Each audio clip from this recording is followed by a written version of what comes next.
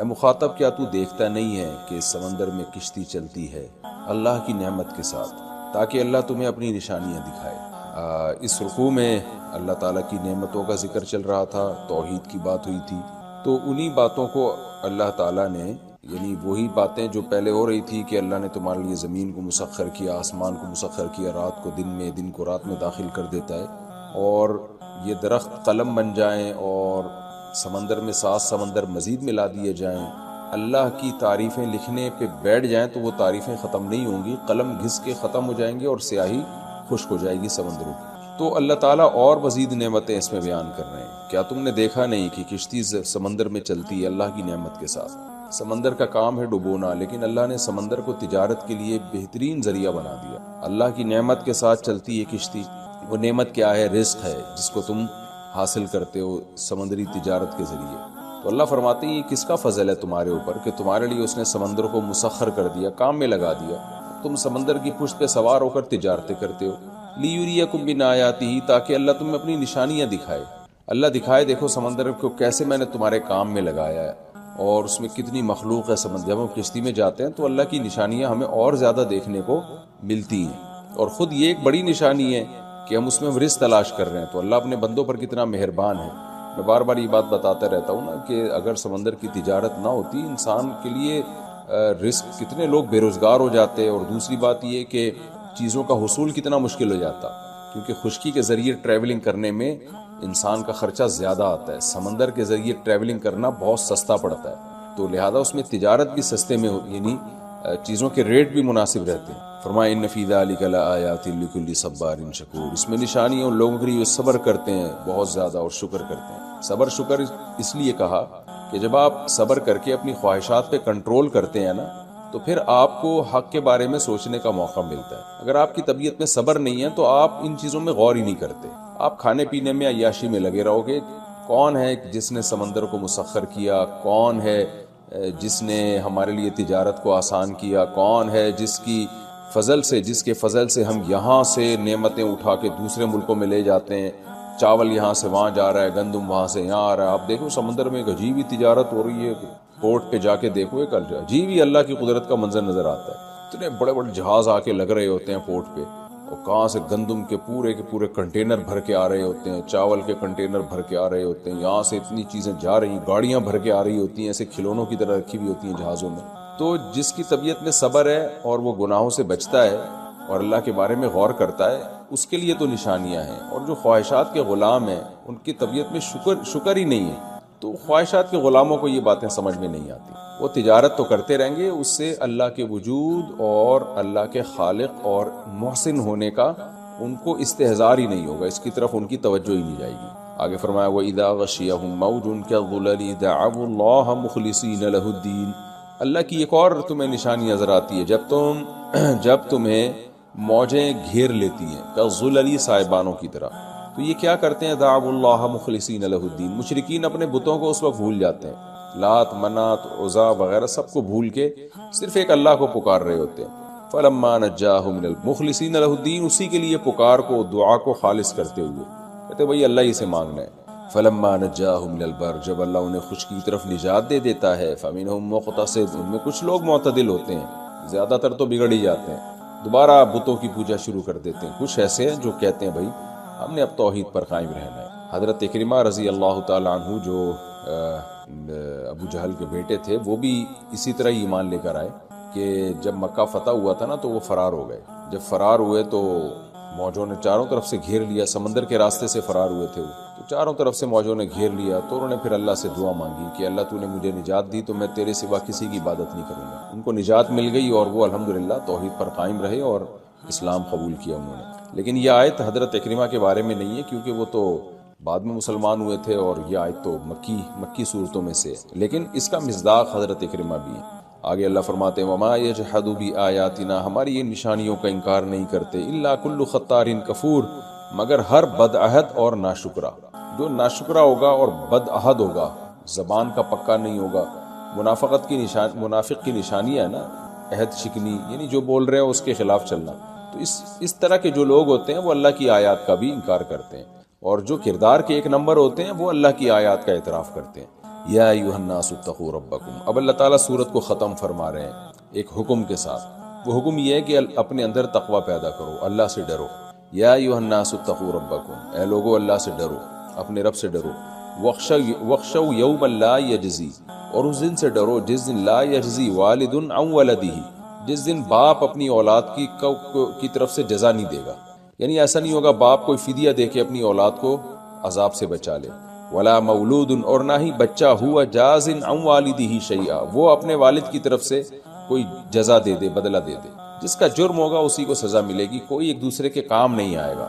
ان وعد اللہ حق، بے شک اللہ کا وعدہ سچا ہے، یعنی قیامت آ کے رہے گی، حساب و کتاب ہوگا. فلا تغرنکم الحیات الدنیا، دو چیزیں تمہیں اللہ سے غافل کر سکتی ہیں، ایک دنیا کی چمک دھمک اور ایک شیطان. دنیا کی چمک دھمک تو ایسی ہے جس کی طرف انسان کا نفس مائل ہوتا ہے، گاڑیاں، بنگلے اور لوگوں کی عیاشی دیکھ کے تمہارا دل چاہے گا تم خدا کو ناراض کر دو، عیاشی میں پڑ جاؤ. یہ ہے دنیا کی زندگی.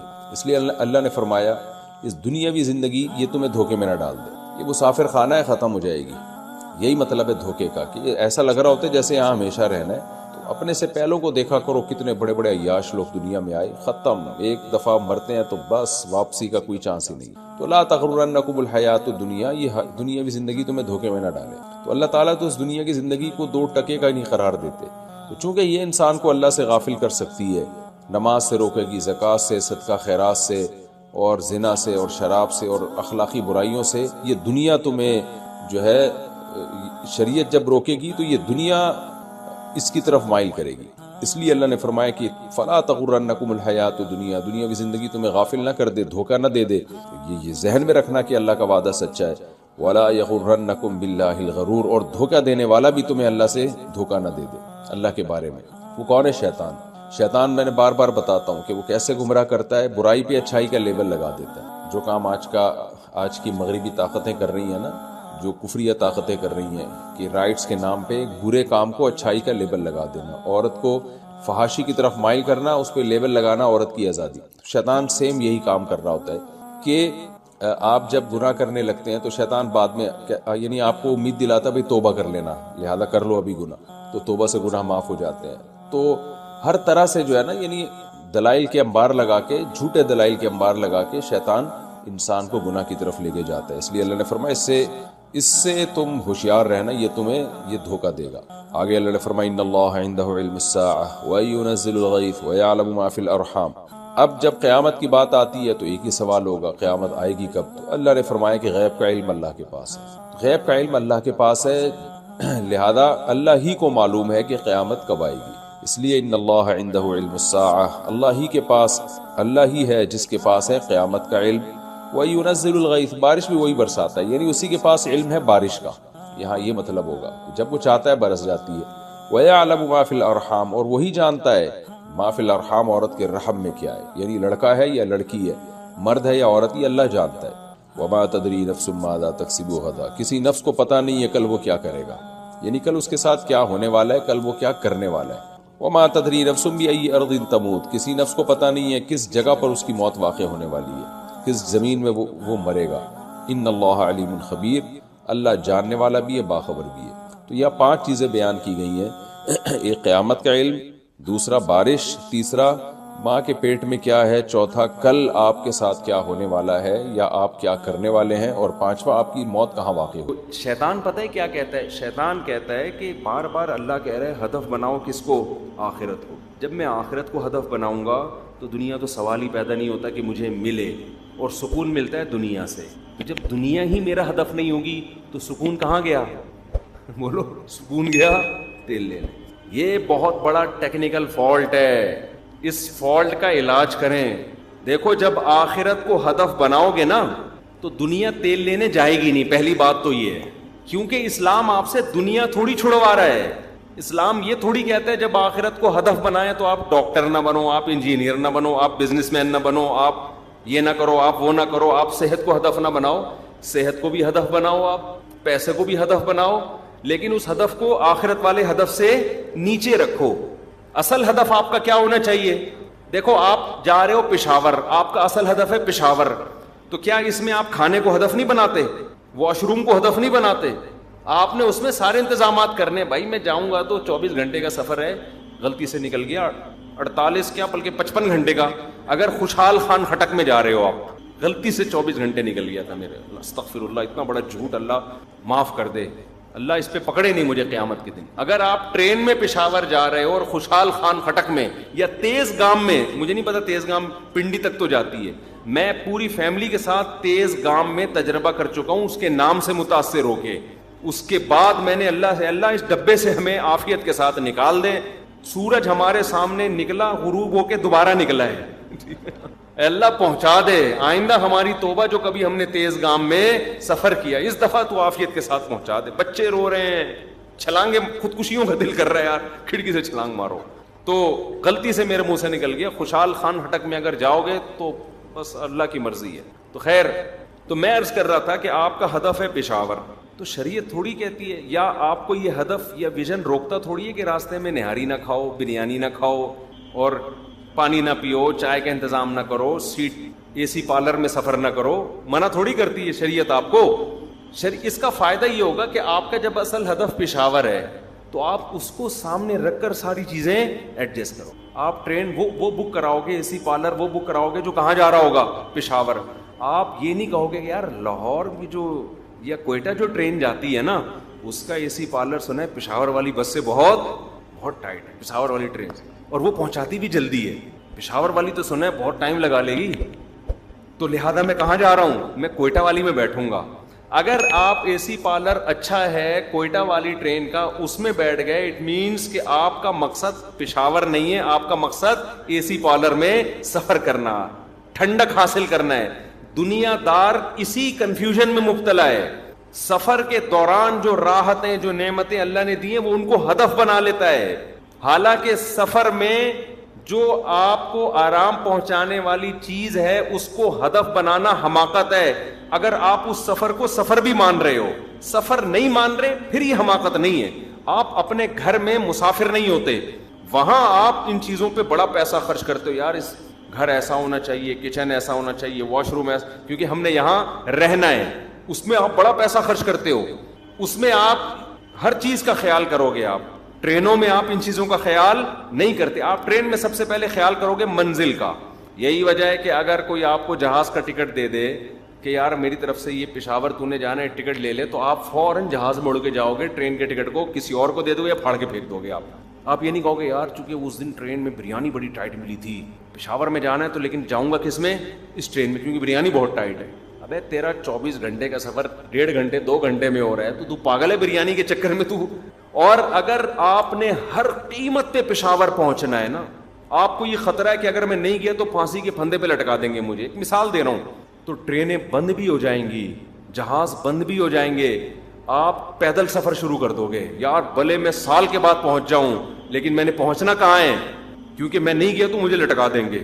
ایک مثال دے رہا ہوں, کوئی ایسا لا پاس ہو گیا کہ تمام حضرات کہاں چلے, مثال پر گورنمنٹ نے کوئی پابندی نہیں لگائی ہے, تو آپ پیدل نکل جاؤ گے. حالانکہ اب تو گرمی, اب تو نہ بریانی, اور بہت مصیبت میں پیدل سفر آسان ہے, لیکن آپ کے پاس آپشن ہی نہیں ہے. آپ کو گورنمنٹ نے کہا کہ اگر کراچی سے تو پکڑا گیا تو تجھے ہم لٹکا دیں گے. پشاور میں شاید عدالت میں پھانسی نہیں ہوگی, کوئی اس طرح کا کوئی لا ہوگا. تو آپ کیا کرو گے, آپ ان تمام, پھر آپ یہ نہیں دیکھو گے راستے میں رکاوٹیں, کہ آپ کہو گے یار میرے پاس اب اس کے علاوہ کوئی آپشن ہے نہیں. ہمیں یاد ہے جب کویت پر حملہ ہوا نا, 27 اتحادی ملکوں نے نہیں حملہ کیا تھا عراق پر, تو پہلے صدام حسین نے کویت پہ قبضہ کیا تھا, تو کویت سے بہت سے لوگ بھاگے تھے, ان میں بہت سے پیدل بھاگے ہیں ریگستانوں میں. جس کو جو موقع ملا نا, جنگ میں ایسا ہی ہوتا ہے, جب موسٹ وانٹیڈ بن جاتے ہیں پھر یہ نہیں دیکھتے کہ مجھے کوئی جہاز کا ٹکٹ ملے گا. لوگ کیا کرتے ہیں, یار کسی بھی طرح سے بھاگو. میں ترکی میں گیا, مجھے پاکستانی ملے, میں نے کہا ماشاء اللہ ویزا کیسے ملا, کہ کہہ رہے ویزا کہاں, بھاگ کے آئے ہوئے, بے روزگاری سے تنگ تھے. میں نے کہا یار آئے کیسے تم بھاگ کے, کہہ رہے ہیں یار پہلے یہاں سے ایران بھاگے, وہاں ٹریول ایجنٹ کو پیسے کھلائے, اور اس عذاب میں وہ ترکی پہنچے. کئی تو راستے میں انہوں نے بتایا مر گئے, کئی راستے میں مر گئے. تو وہ ایسے ترکی پہنچے کہ جی وہ پھر وہ ایجنٹ نے ایک ہی بس میں سب کو گھسیڑ دیا, کھانا نہیں مل رہا, کئی گھنٹے 24 گھنٹے بھوکے. ٹریول ایجنٹ کو اس سے کیا غرض ہوتا ہے, وہ تو عمان کا کہہ کے قطر میں, گوادر والا پھر سوچ لیے گا لطیفہ. تو خیر وہ ایک تھا نا ٹریول ایجنٹ, یہاں ادھر ساحل سمندر پہ کسی کو بٹھایا اس نے کہا عمان جانا ہے نا, پیسے دے دیے 2.5-3 لاکھ روپے, اس نے گھما کے گوادر پہ اتار دیا. سمندر میں جا کے کیا پتہ چلتا ہے آدمی کو, تو گوادر پہ اترا, وہاں کسی پوچھ رہے ہیں عمان کدھر ہے, وہ کہہ رہا پتہ نہیں, میں خود قطر میں گھوم رہا ہوں, مجھے کیا پتا عمان کدھر ہے یار. تو وہ تو پیسے لیتے ہیں, ان کا کیا بھائی. تو اتنی مصیبت سے میں نے کہا یار تم یہاں ترکی میں بدنام کرو گے پاکستانیوں کو, ترک حکومت اتنا پاکستانیوں کو پروٹوکول دیتی ہے, وہاں کے لوگ اتنی عزت دیتے ہیں, تم انلیگل بھاگ کے آ رہے ہو, یہ تو غلط ہے نا. خیر انہوں نے کہا کہ پھر بھی ہم ان کو پتہ چل گیا کہ ہم انلیگل آئے ہیں, پھر بھی پاکستانی ہونے کی وجہ سے ہم پہ ہاتھ ہلکا رکھا ہوا ہے انہوں. تو میں نے کہا اب چلو آ گئے, اب کم از کم ایمانداری سے کرو, ایسا نہ ہو کہ پھر ملک بدنام ہوتا ہے اس سے. اور سنا ہے بدنام ہونا الحمدللہ شروع ہو گیا ترکی میں. ہمارے کوئی ریلیٹیو میں بتا رہے پاکستانی, اللہ کے فضل سے انہوں نے وہی حرکتیں جو یہاں کرتے تھے الحمدللہ وہاں شروع کر دی ہیں, اور اپنی باپ دادا کی روایات کو برقرار رکھیں, تو اس سے بدنام ہونا شروع ہو گئے الحمدللہ. یہ الحمدللہ جلن والا الحمدللہ ہوتا ہے. تو اب مجھے بتاؤ ایک بات, کہ جس کا ہدف ترکی تھا وہ سمجھ رہا تھا یار میں یہاں مر جاؤں گا, بے روزگاری بہت ہے, اس نے جان پہ کھیل کے وہاں پہنچا نا. وجہ کیا ہے, اس کو پتا یار جب میں وہاں پہنچ جاؤں گا تو یہ جو میری ٹینشن ہے 1 ہفتہ ٹریولنگ کی, ریگستانوں میں بھاگنا, بھوک پیاس, جب منزل پہ پہنچوں گا تو یہ ساری ٹینشن ختم. وہاں پھر میں ڈالر میں پیسہ کماؤں گا یا وہاں کی کرنسی میں کماؤں گا, اور پھر لوگوں نے کمانا شروع کیا, نوٹوں میں کھیل رہے ہیں وہ.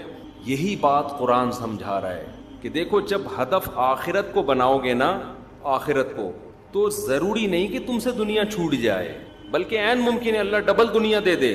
لیکن کہیں ایسا اگر موقع آ گیا کہ دنیا اور آخرت آپس میں ٹکرا رہی ہیں, تو دنیا کو قربان کر دینا, آخرت کو قربان نہیں کرنا. اور کافر کیا کرتا ہے, وہ اسی مسافر خانے کی نعمتوں کو انجوائے کرنا شروع کر دیتا ہے. اس کو اس سے غرض ہی نہیں ہے کہ میں نے اس پشاور جانا ہے یا کوئٹہ جانا ہے, وہ کہہ رہا ہے جس ٹرین کا ڈبہ اچھا ہوگا اس میں جاؤں گا میں. یہ بے وقوفی ہے یا نہیں ہے؟ یہ دنیا جب مسافر خانہ ہے, ہم یہاں پیدا ہوتے ہیں, پھر بڑے ہوتے ہیں, پھر بوڑھے ہوتے ہیں, پھر مرتے ہیں, یہ سفر ہے یا نہیں ہے؟ سائنس نے کتنی ترقی کر لی, اس دنیا کا مسافر خانہ ہونے کا کانسیپٹ سائنس ختم نہیں کر سکتی. کسی کا باپ بھی بڑھاپے کو نہیں روک سکتا. اتنی ترقی ہو گئی ہے, اتنی ترقی ہو گئی, اور اب تک کوئی پیشگوئی بھی نہیں ہے کہ کوئی سائنٹسٹ نے کہا کہ 1000 سال کے بعد اتنی ترقی ہو چکی ہوگی کہ بڑھاپا ختم ہو جائے گا, لوگ ہمیشہ زندہ رہیں گے. یہ ایک ایسی گراؤنڈ ریئلٹی ہے کہ بھائی وقت کے ساتھ ساتھ یہ ضرور ہے کہ آپ کی طبی عمر تھوڑی سی بڑھ گئی ہے. لوگ جلدی مر رہے تھے, اب میڈیکل سائنس نے ترقی کی ہے. یورپ امریکہ میں ان کی جو عمریں ہیں وہ 80 سال ہو گئی ہیں. لیکن اس کے خلاف بھی کچھ رپورٹیں ہیں ڈاکٹروں کی. ایک ڈاکٹر کی رپورٹ یہ کہ انگریزوں کی جو عمر یورپ امریکہ میں 80 سال تک بھی رہ رہے ہیں نا, وہ انگریزوں جو پرانے تھے, جنہوں نے دیسی خوراکیں کھائی ہوئی ہیں. اب ہے جو 80 سال کا آج گورا ہے, تو 80 سال پہلے یہ کچھ تھوڑی تھا. وہ 80 سال پہلے تو ان کی بھی خوراک میں اتنی تبدیلی نہیں تھی جتنی اب ہے. تو بعض ڈاکٹروں ہی کی رپورٹ ہے کہ اب جو نئے گورے مارکیٹ میں آ رہے ہیں ان سے آپ 80 سالوں کی امیدیں نہ رکھیں. خیر یہ میڈیکل سائنس کا شعبہ ہے, ڈاکٹر زیادہ بہتر سمجھتے ہیں, کیونکہ اب وہ بہت زیادہ مصنوعی چیزیں خوراک میں آ گئی ہیں. لیکن 80 کیا 100 سال بھی ہو, انسان کی باڈی میں چینجنگ آتی ہیں. ہر چیز میں چینجنگ ہے, ہر چیز میں. ایکسپائری ڈیٹ ہر چیز کی ہوتی ہے, ہر چیز کی ایکسپائری ڈیٹ ہوتی ہے. آپ زمین تبدیل ہوتی رہتی ہے, اس پہاڑ تبدیل ہو رہے ہیں. میں نے ایک پہاڑ والے سے پوچھا کہ وہ نکالتے تھے نا سنگ مرمر, اور تو میں نے کہا یار اتنا نکل رہا ہے, ختم کیوں نہیں ہو رہا؟ انہوں نے کہا مزید بن رہا ہے. ٹھیک ہے نا, کچھ ایسا قدرت نے سسٹم بنایا ہوا ہے کہ وہ پہاڑ چینج ہو رہے ہیں, نمک میں چینج ہو جاتا ہے. یعنی چینجنگ کا جو عمل ہے نا, یہ پوری کائنات میں اللہ نے اس کے سافٹ ویئر انسٹال کر دیے ہیں. چینجنگ سے دنیا میں اس کائنات کو کسی کا باپ بھی نہیں روک سکتا. تو جب چینجنگ ہے تو ابھی تو قرآن کہتا ہے اختلاف اللیل والنہار, بار بار اختلاف کا تذکرہ کرتا ہے. اس کائنات میں جمود سکوت نہیں ہے, ساکن نہیں ہے, ہر چیز کیا ہو رہی ہے؟ تبدیل. تو تبدیلی تو آئے گی چاہے آپ چاہیں یا نہ چاہیں, لیکن اس قسم کی تبدیلی ہم نہیں چاہ رہے تھے جیسی آ گئی اب. تو اب میرے بھائی جب ایک گراؤنڈ ریئلٹی ہے کہ یہاں رہنا نہیں ہے, رہنا نہیں ہے, رہنا نہیں ہے, تو خدا کا واسطہ ڈبوں سے دل مت لگاؤ اور ڈبوں کو دیکھ کے خوش نہ ہوا کرو. آپ کا ہدف پشاور ہے, پشاور میں بہت کچھ دیا جا رہا ہے, گورنمنٹ کی طرف سے اعلان ہے کہ بھئی جو پشاور پہنچ جائے گا یہ الاؤنس, یہ الاؤنس, یہ الاؤنس, یہ الاؤنس. آپ نے دیکھا ایک کافر جو ہے وہ کوئٹہ کی ٹرین میں بیٹھا ہوا ہے کیونکہ وہاں کا اے سی پارلر بہت اچھا ہے, اور آپ بیٹھے ہوئے ہو اکانومی کلاس میں. اب آپ اس کافر کو دیکھ کے خوش ہو رہے ہو, یار اتنی خوبصورت ڈبے میں بیٹھا ہوا ہے یار, تو آپ بے وقوف ہو یا نہیں ہو؟ او بھائی وہ ہدف کی طرف تو جا نہیں رہے, جتنی بھی عیاشی کی زندگی گزارے.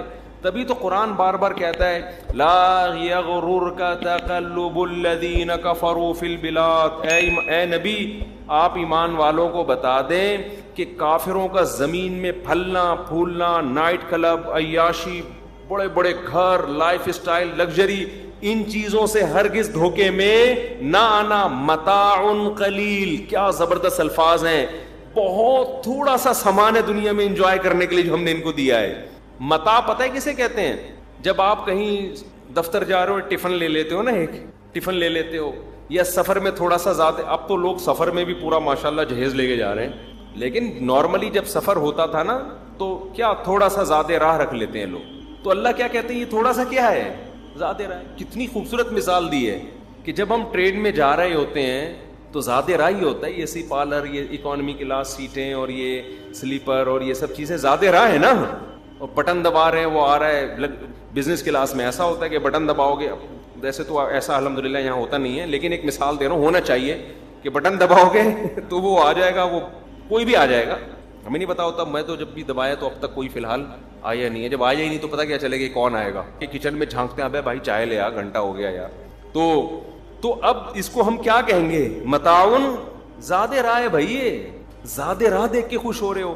قرآن کیا کہتا ہے؟ قارون جو ہے نا, قارون, اسے حضرت موسیٰ علیہ السلام سمجھاتے تھے تجھے اللہ نے اتنی دولت دی ہے, تو جیسے اللہ نے تیرے ساتھ اچھا سلوک کیا تو اللہ کی مخلوق کے ساتھ بھی اچھا سلوک کر. یہ پیسہ غریبوں پہ خرچ کر, کیونکہ یہ تیرا کمال نہیں ہے, یہ کس نے دیا ہے؟ اللہ نے. قارون نے کیا کہا؟ انما اوتیتہ علی علم عندی, یہ جو میرے پاس نالج ہے اس کی بیس پہ میں نے کمایا ہے. حضرت موسیٰ نے کیا کہا؟ وَابْتَغِ فِي مَا آتَاكَ اللَّهُ الدَّارَ الْآخِرَةَ, جیسے وہی پیارے الفاظ ہیں کہ تجھے اللہ نے اصل میں آخرت کے لیے پیدا کیا ہے, یہ دنیا مسافر خانہ ہے, لہذا اس پیسے سے آخرت بنانے کی کوشش کر. اس پیسے سے کیا کر, ہدف کیا ہے؟ آخرت ہے نا. تو اس اب دیکھو موسیٰ علیہ السلام یہ بھی تو کہہ سکتے تھے جب تو یہ دنیا مسافر خانہ ہے, تیرے پاس اتنی دولت ہے کیوں؟ ٹھیک ہے نا, تو بزنس کرتا کیوں ہے؟ اگر اللہ آپ سے دنیا چھڑوانا ہوتا اللہ نے, تو اللہ قارون کو پیسہ رکھنے کی اجازت دیتا یا پیسہ کمانے کی اجازت دیتا؟ نہ دیتا. حضرت موسیٰ نے قارون کو ایک دفعہ بھی نہیں کہا تو اتنا پیسہ کمایا کیوں ہے, جب تیرے لیے 2 ٹائم کی روٹی کافی ہے. میرے پاس ہوتا, میرے سامنے قارون ہوتا, میں کہتا 2 پراٹھے صبح کھا لے, 1 کے بجائے 2 کھا لے پراٹھے, شام کو تو نہاری کھا لے, بس ضرورت کیا ہو جائے گی, پوری ہو جائے گی نا, باقی تو غریبیاں ہیں. حضرت موسیٰ نے قارون کو یہ نہیں کہا ٹھیک ہے بھائی کما رہا ہے کما لے, کوئی بزنس کلاس میں سفر کرتا ہے, کوئی جہاز سے سفر کرتا ہے, تو ہر آدمی کے سفر کا کوئی پرسنل گاڑی میں سفر کرتا ہے, کسی کے پاس وسائل نہیں ہوتے تو کیا کہتا ہے, چلو جی گھوڑے پہ چلو, کوئی پیدل چلو, ہے تو سفر ہی نا. تو ان سے کہا کہ تو آخرت کو کیوں بھول گیا ہے, تو نے آخرت کے لیے کیا کیا ہے؟ تو قارون کی کھوپڑی میں یہ بات بولو نہیں ہے. اس نے کہا یار میرا پیسہ ہے, میں غریبوں میں بھی کھلاؤں گا تو تھوڑا سا تو کم ہوگا نا, تو یہ مزید انویسٹ کرو, مزید پیسے سے پیسہ بناؤ. تو قرآن کیا کہتا ہے؟ فخرج علی قومہ فی زینتہ, اپنے جلال اور لشکر کے ساتھ. جب دولت ہوتی ہے تو پروٹوکول بھی اسی حساب سے ہوتا ہے نا, اسٹائل بھی چلنے کا وہی ہوتا ہے, دولت کی نمائش بھی ہوتی ہے. تو قارون اپنے خزانوں کے ساتھ, اپنے حشم خدم جو بھی اس کے خادم تھے, پروٹوکول کے ساتھ نکلا. تو قرآن کہتا ہے قال الذین یریدون الحیات الدنیا, جو دنیا پرست لوگ تھے نا بیکار قسم کے معاشرے میں, جیسے ہم کسی کی گاڑی دیکھ کے رالے ٹپکا رہے ہائے میرے پاس یہ گاڑی ہوتی, ان کو قرآن کیا کہتا ہے؟ دنیا پرست. یہ حق پرست نہیں ہے, یہ 2 ٹکے کی دنیا کے پیچھے ہے. یہ ایسے ہی ہے جیسے ایک آدمی کو کمپنی بلا رہی ہے پشاور, وہ پشاور کی مثال پتہ نہیں کیوں آ رہی ہے, پشاور بلا رہی ہے مینجمنٹ کی کرسی دینے کے لیے, بھائی آپ کو ہم کمپنی کا مینیجر بنا رہے ہیں اور آپ کی تنخواہ اتنے لاکھ کر دی ہم نے, اتفاق سے جہاز کا ٹکٹ گم گیا یا کیا ہو گیا, بزنس کلاس کا ٹکٹ گم گیا, آپ اکانومی میں جا رہے ہو اپنے خرچے پہ نا, کمپنی نے بزنس کلاس کا بھیجا تھا لیکن نہیں ہو, آپ اکانومی میں جا رہے ہو, اب وہاں بیٹھ کے آپ رو رہے ہو کلاس میں بیٹھ, بندہ کہاں بیٹھا ہوا ہے, یہ بندہ بزنس کلاس میں, بہت برا ہو گیا, یہ بندہ کہاں بیٹھا ہوا ہے. ایئر ہورسز پہلے ادھر جا کے چائے کا پوچھتی ہے, پھر کدھر آتی ہے؟ لوگ کیا بولیں گے تو پاگل ہو گیا ہے کیا؟ تجھے کمپنی بلا رہی ہے مینجمنٹ کے لیے, یہ بزنس کلاس تو تیرے لیے کوئی ویلیو نہیں ہے اس کی, تیرا انجام تو دیکھنا کیا ہے. وہاں تیرے اتنا پروٹوکول ہے, وہاں تجھے بلا رہے ہیں, تو چپڑاسی تھا اور تجھے ڈائریکٹ مینیجر بنا دیا ہے بھائی, اور تو اسی پہ رو رہا ہے. تو 2 ٹکے کہتے تیری کوئی یہی کہیں گے نا لوگ, 2 ٹکے کے یار غریب آدمی غریب ہی ہوتا ہے, لوگ یہ کہیں گے نا. میں طلبہ سے بہت مذاق کرتا ہوں نا مدرسے کے, میرے شاگرد کبھی مجھے کہتے ہیں نا استاد جی آپ ایسا کریں, کوئی عجیب سی بات کرتے ہیں نا, تو میں ان سے مذاق کرتا ہوں, یار ایک تو غریبوں والی باتیں میرے سامنے مذاق میں کہتا ہوں.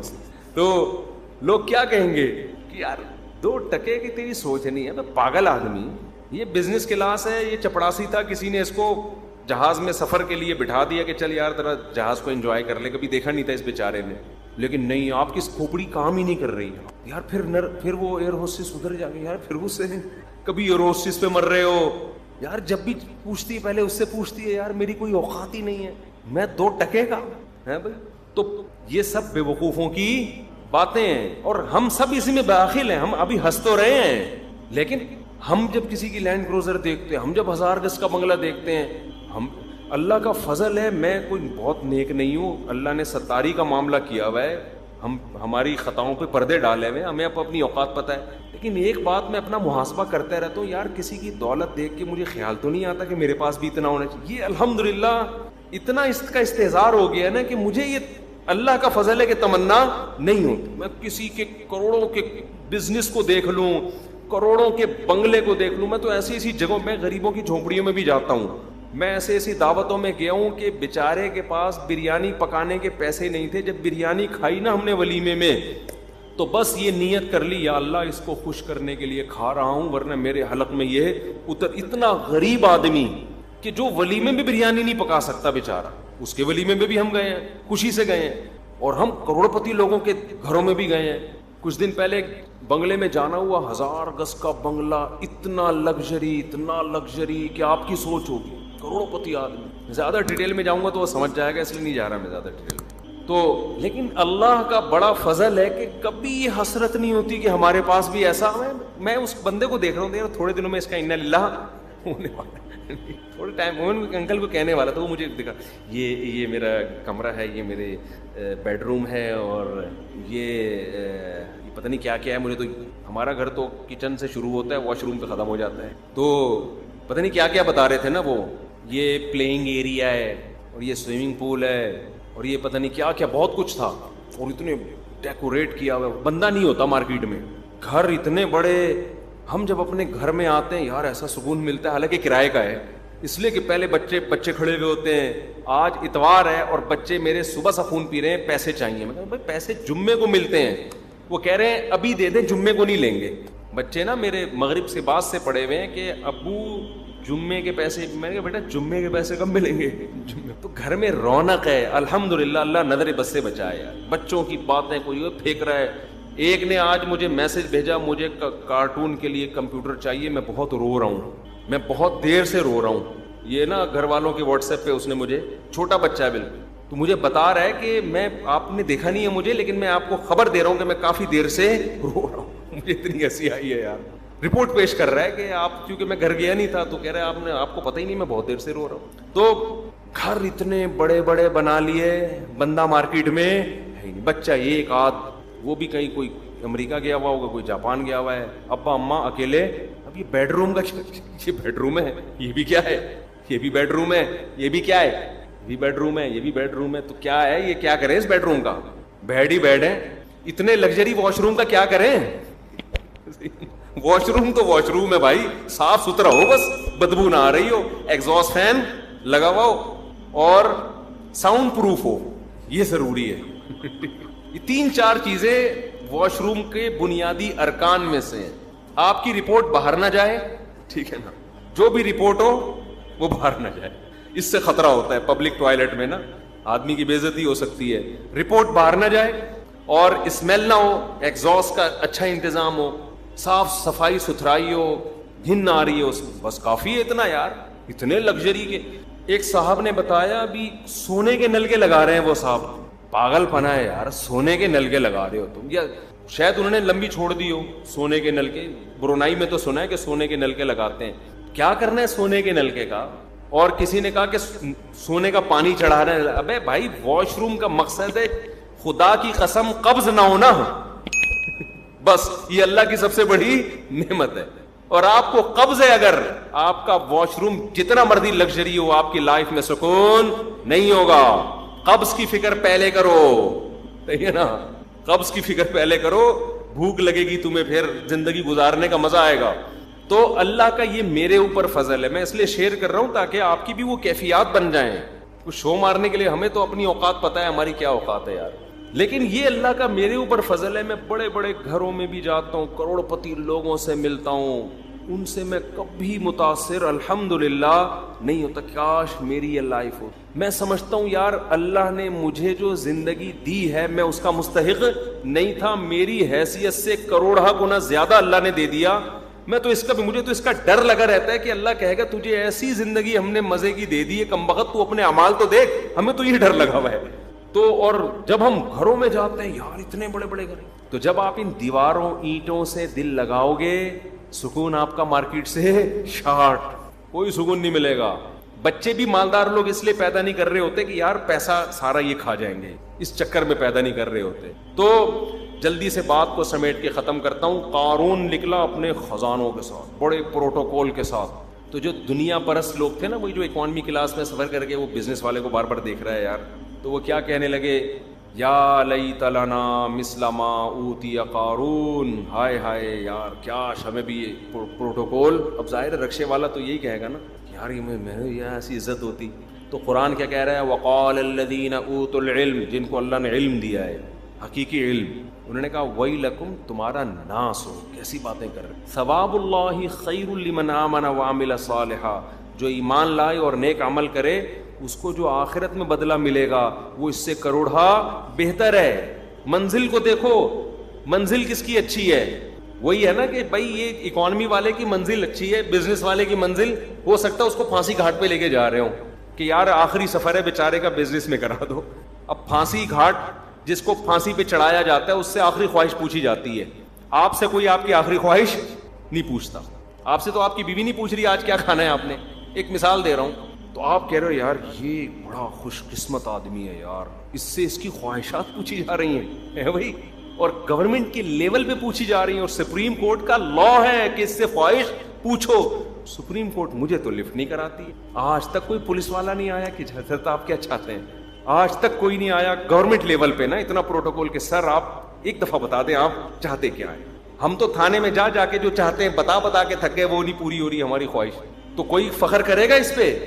بھائی اس سے بیچارے پہ طرز کھا کے آخری خواہش پوچھی جا رہی ہے. ان کو پتا ہے اب اس کی ساری خواہشات کا جنازہ نکلنے والا ہے. تو اللہ کافر کو بعض دفعہ نافرمانوں کو بہت دے دیتا ہے, انجوائے کرو, عیاشی کرو, کیونکہ ان کا جنازہ نکلنے والے, آخرت میں لٹکنے والے ہیں.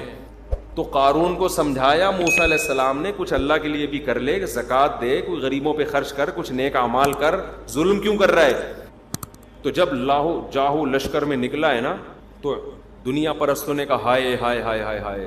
تو انہوں نے جب بھی کسی کا بنگلہ دیکھیں نا, دولت دیکھیں, میں کوئی بنگلے دولت کے خلاف نہیں ہوں کہ کسی کا بنگلہ ہے تو آپ اس کو توہین شروع کر دیں. اللہ نے دیا تو 2 بنگلے بنا لے, 4 بنا لے, کوئی گورنمنٹ کی طرف سے بھی پابندی نہیں, اللہ کی طرف سے بھی پابندی نہیں. حسد نہ کیا کریں, جیلسی نہ کریں, رشک نہ کریں اس پہ, یہ قابل رشک نہیں ہے, یہ جیلسی کے قابل بھی نہیں ہے. حسد بھی آدمی ایسی چیز پہ کرے جو واقعی قابل حسد ہو. یہ کوئی حسد بھی نہیں ہے, اس پہ جیلسی بھی نہیں ہوتی. ہائے بیچارہ ہم وہیں کے وہیں. ابے بھائی تو اس کچھ بھی نہیں ہے, مسافر خانہ ہے, تھوڑی دیر مر کے قبر میں دونوں جتنے کیڑے اس کی لاش پہ ہوں گے اتنے ہی آپ کی لاش پہ. کیڑے یہ تھوڑی دیکھتے ہیں ڈیفینس سے آیا ہے کہ لیفٹن سے آیا ہے, پٹیل پاڑا سے آیا ہے بھائی, یا مچھر کالونی سے آیا ہے. قبر کے کیڑے دیکھتے ہیں, ادھر آنکھ بند, ادھر سارا پروٹوکول ختم, کچھ بھی نہیں دیکھتے. کیڑے بڑے ہوشیار ہوتے ہیں, کیڑوں کو بہت بڑا کیڑا ہے. تو وہ ایک آدمی درخت پہ چڑھا تھا نا, میں نے سنایا تھا, یہ بہت پرانا ہو گیا. درخت, ایک حکیم صاحب کی عادت تھی, ہر ایک کو کیڑوں کی دوا دیتے تھے. جو بھی آ رہا ہے کیڑے, نزلہ ہو رہا ہے کیڑوں کی دوا نا, کیڑے تاکہ مر جائیں پیٹ. انہوں نے کہا یار یہ کیا, پتہ نہیں کیا مصیبت ہے یار, ہر ایک کو ایک ہی پڑیا دے رہے ہیں, کیڑے مار دو اس کے.